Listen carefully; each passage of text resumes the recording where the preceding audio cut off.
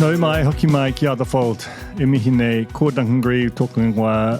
My guest today is me. This is a monopod about the TVNZ upfronts, which I went to yesterday.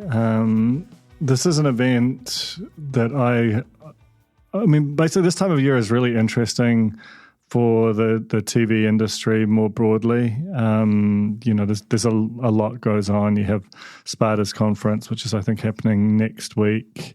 You have the TV awards. There are big New Zealand on-air funding decisions that sort of tend to shape what gets made. So, and the upfronts are where the big TV networks in New Zealand get all of their advertisers and media and production companies in a room and announce what they're excited about for next year with a whole bunch of their biggest stars around and their big execs. And they're telling that story to the media agencies who direct millions of dollars in ad spend with the hope that they will get excited, draw lines between all of their clients and all of these shows and make big commitments that allow the businesses to sort of operate sustainably. So in terms of a single bomb of information about both the kind of pop culture entertainment side of the media, but also about like what are the tectonic shifts. I remember, I think the first upfronts I ever went to were TV3s, as it was then known, in 2014, and that was the year they announced The Bachelor, and they had Paul Henry was really prominent and John Campbell was nowhere to be seen. And the following year you had Campbell Live ultimately cancelled, and that big shift towards reality TV was sort of signalled there. And so you can kind of see where a network is heading and which way the wind is blowing through what they emphasize and what they bury at these things. They're also just fun. And, you get a lot of people in a room, a lot of money, a lot of pressure, generally a lot of booze and really good sort of food. And there'll be like photo booths and like lolly stands. They're really quite opulent affairs. At least they used to be. So in the early years, I remember going to one at the Civic where the place was rammed. That like there was a drummer rose up on a riser through the stage. It was more elaborately done than most normal shows you'd go to at the Civic.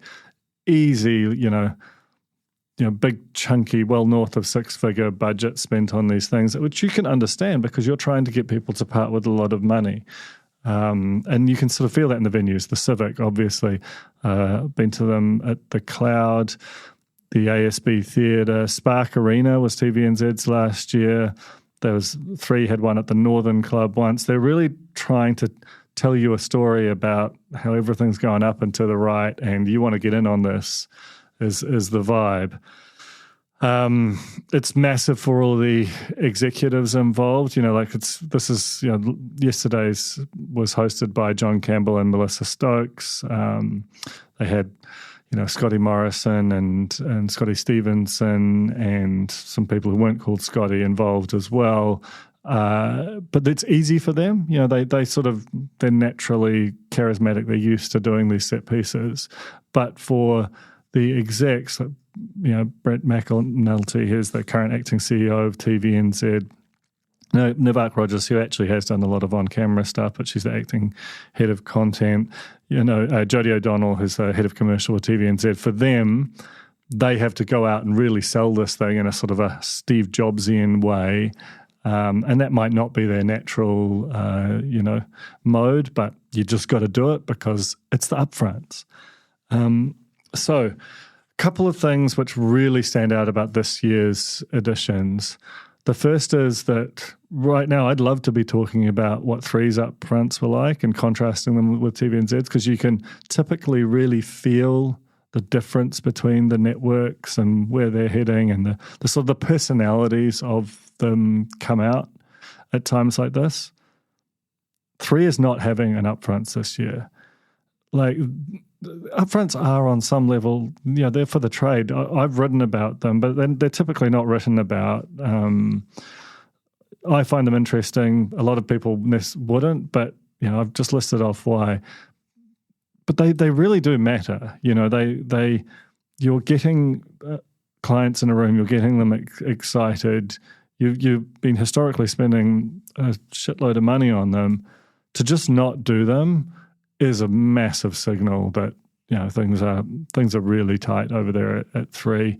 I had a 3-source signal to me that the optics of holding a splashy event just wouldn't be right. I think the organisation is hurting, and in the aftermath of the decision to cancel the project, you can feel that. So that alone is probably, in terms of the health of New Zealand's media industry more broadly, for a small data point, I think that one is incredibly instructive.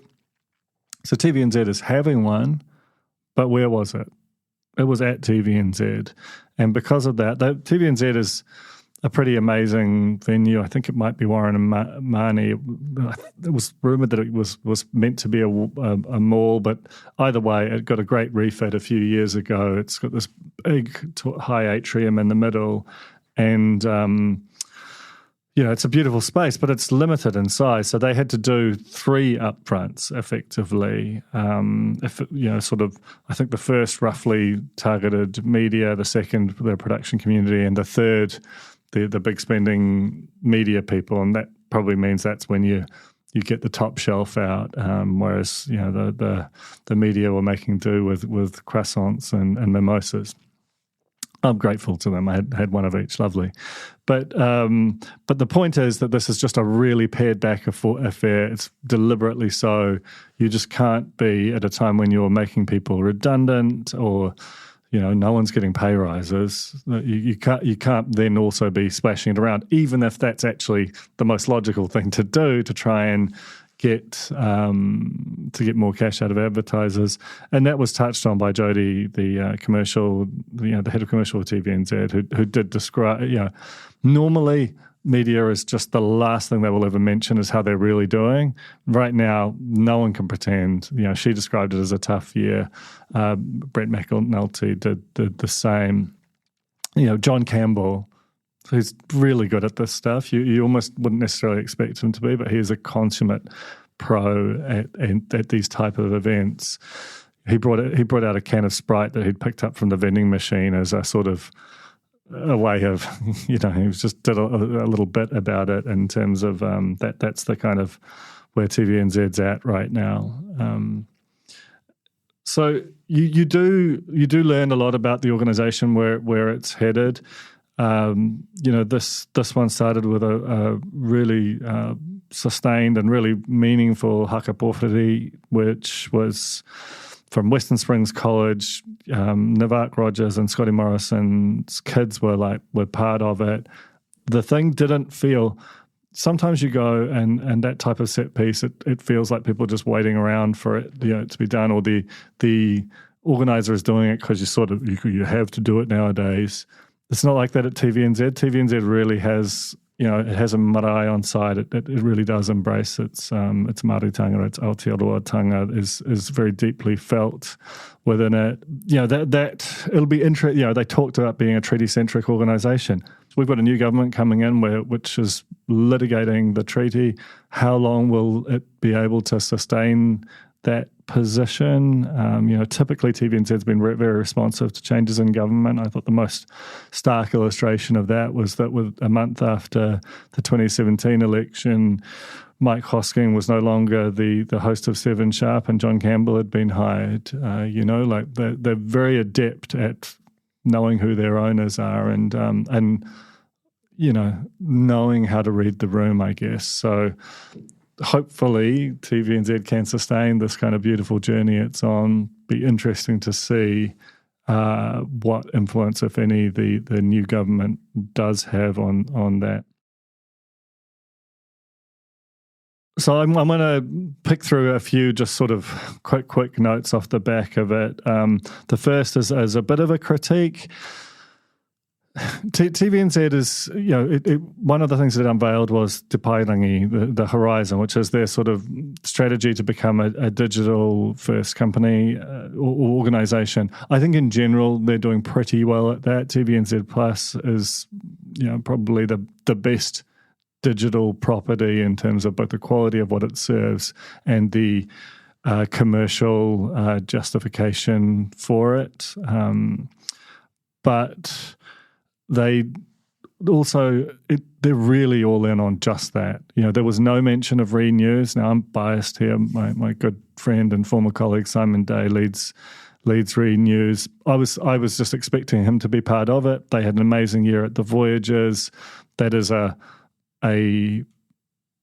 very small, I think there might be a dozen people there, team that is, a big part of like reaching the sort of 18 to 34 audiences that they acknowledge that they're struggling with. It wasn't mentioned at all. onenews.co.nz, they've made a huge investment into that. The fact that it's a largely text-based investment is interesting to me. That is duplicative of what else is out there in the market, and they're coming from quite a long way back. On some level, it's reflective of the fact that doing video news in this market is really difficult. That is, video is owned by YouTube, by TikTok, by Instagram, and the economics of news production, which you can see with all the drama at CNN over the last year, in a digital environment, no one really knows what to do. That's either government intervention or it's just going to decay. TVNZ's made a beautiful product, but it's not really in their core business, which has always been video. No mention of social, no mention of audio. This was just, it's about putting what you've always done well in a new environment. So I still think that they've got a ways to go in terms of really incorporating and emphasizing the whole of what they're doing into an event like this. So let's just talk briefly about the new content. One thing that stuck out in terms of, again, where the wind is blowing here, the first item on the press release was about property. This has historically been a place that 3 has dominated with the Block franchise. This is the first year without it. They had House Rules. House Rules was apparently great. It also didn't rate like the Block, and it feels like there's an opening there. And TVNZ, as well as being this lovely public-spirited place that wants to tell stories that nourish this country, is also a stone-cold killer of a commercial organisation. It sees a weakness in its rival, and it has gone so heavily into property. We saw Phil Spencer, one of the greatest presenters in the world, to my mind, of Kirsty and Phil fame, of location, and Love It or List It fame. He's coming out here to do a show about New Zealand's best homes. I'm sure it'll be lovely. But they're also doing Love It or List It NZ. They're doing My Dream Green Home. They're just doing a lot of property shows. That is, as Bernard Hickey describes New Zealand as this a housing market with some other bits tacked on. You never saw that more fully than with all of these shows, which are all built around ultimately getting money out of the sort of that giant DIY all the people who make their money out of doing up, building and selling homes. Including banks, etc. So they're making a really aggressive play there. But on the flip side, in terms of that public-spirited part, I don't recall documentary as ever being as strongly emphasised at one of these as there was this year. There's a 6-part revival of Documentary New Zealand, which I think that's been going a little while. But to put that so high in the mix is interesting. They also have a multi-part docuseries about abuse at Dilworth, which will be harrowing, but is also a very important work.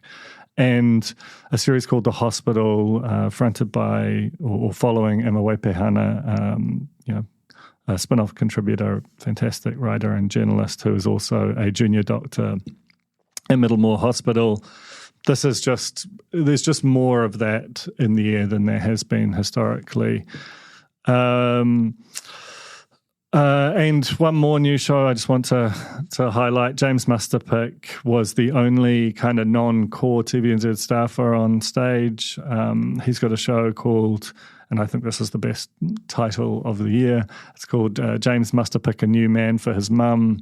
He was really funny. He's just, you sense when a talent, and we've known James through the Spinoff since he was a teenager, when they're really kind of flying, and James is that right now.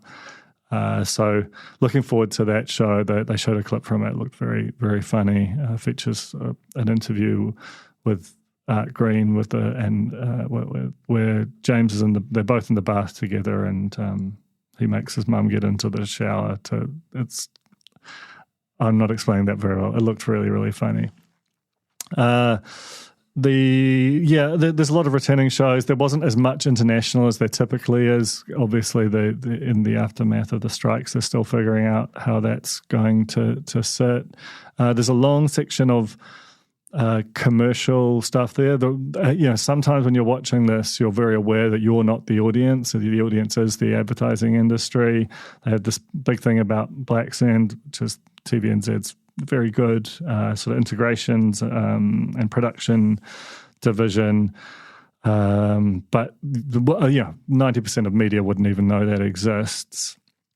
One slightly odd note was that one of the people endorsing Black Sand's work was the EECA, which is the people behind the Gen Less campaign that became quite controversial earlier this year for, basically the thesis was that they didn't adequately declare the fact that some of these spots on 7 Sharp and Breakfast and so on were sponsored. So that's exactly the kind of government marketing stuff that National and ACT have signalled that they are going to slash to the bone. That's also really, when it comes down to it, why or a big part of why this event was so humble compared to last year. Last year we had women walking around in dresses made entirely of champagne flutes. This year there was a very limited number of mimosas. That's the kind of contrast we're talking about. But the government has been a very big participant in advertising markets over the last few years. The COVID campaign was over $100 million. And there's just been a lot of very big, high-profile campaigns that have spent quite a lot of money on television, on TVNZ demand, and that kind of thing. And you can just, if you watch an ad break or watch the kind of ads that come up on TVNZ Plus, you'll see that if you really think about who the advertiser is, what they're trying to do, it's much more frequently than has historically been the case, been the government trying to get you to do something. And that's going away, and you can feel that chill, along with obviously a very subdued economic environment more broadly. You can feel that chill in the air at an event like this. And, a little bit like I say, at least they're having one. 3, says it's considering how to do these events in a digital first era, which is, I'm sure that's true. I'm sure it's also that these events cost a lot of money, and everyone's a bit worried about that right now. And that's just where we're at as local media. Every time audience moves into a digital space, it moves from being a place where TVNZ can confidently claim probably, like a third of it across all mediums, to one where that's much more likely to be claimed and sold through TikTok, YouTube, and the Meta services. And that's fine. There's lots of great stuff happens on there, but fundamentally none of them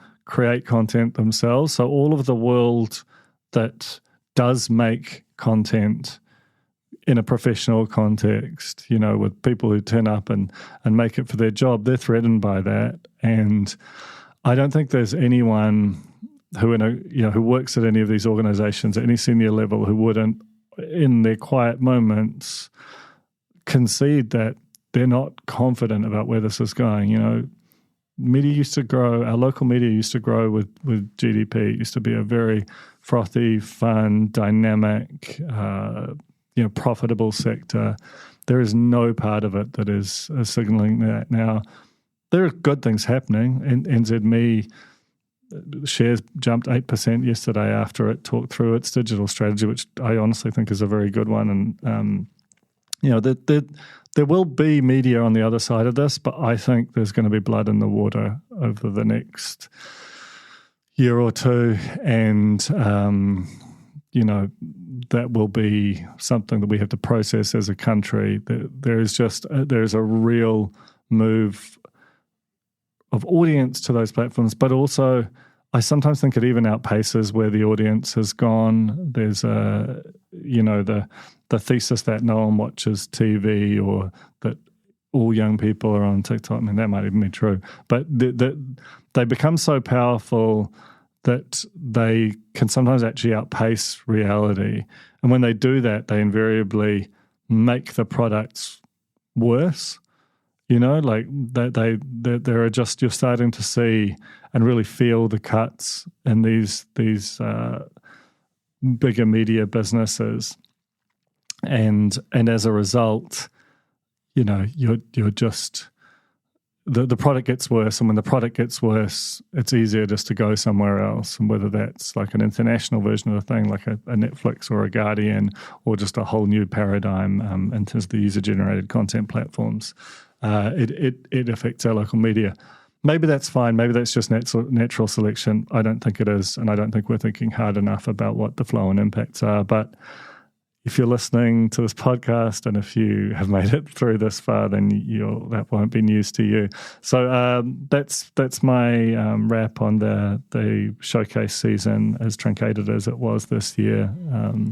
Hope you've enjoyed listening to it. My huge thanks again to O Media, who sponsors this podcast. I'm really, really grateful to them for allowing me the time to attend these kind of events and analyse them for you. Ka kite.